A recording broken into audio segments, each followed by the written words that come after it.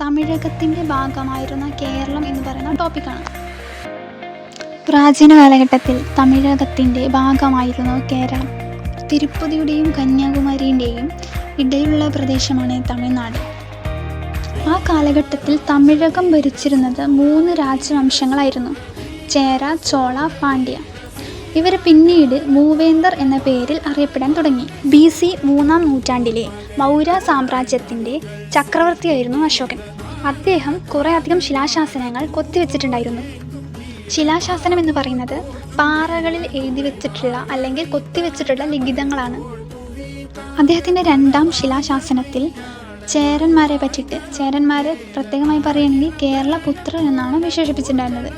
കേരളം ഭരിച്ചിരുന്നത് ചേരന്മാരാണല്ലോ, അതുകൊണ്ടാണ് അങ്ങനെ വിശേഷിപ്പിച്ചത്. അതുപോലെ തന്നെ ചോള പാണ്ഡ്യന്മാരെ പറ്റിയിട്ടും പറയുന്നുണ്ട്. ചേരന്മാരെ കൊങ്ങുചേരൻ എന്നും അറിയപ്പെടുന്നുണ്ട്.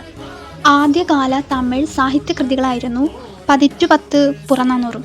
ഈ 2 കൃതികളും ചേര രാജാക്കന്മാരുടേതായിരുന്നു. അതുകൊണ്ട് തന്നെ ഇവരെ പ്രകീർത്തിച്ചുകൊണ്ട് അഥവാ പ്രശംസിച്ചുകൊണ്ടാണ് എഴുതിയിട്ടുള്ളത്.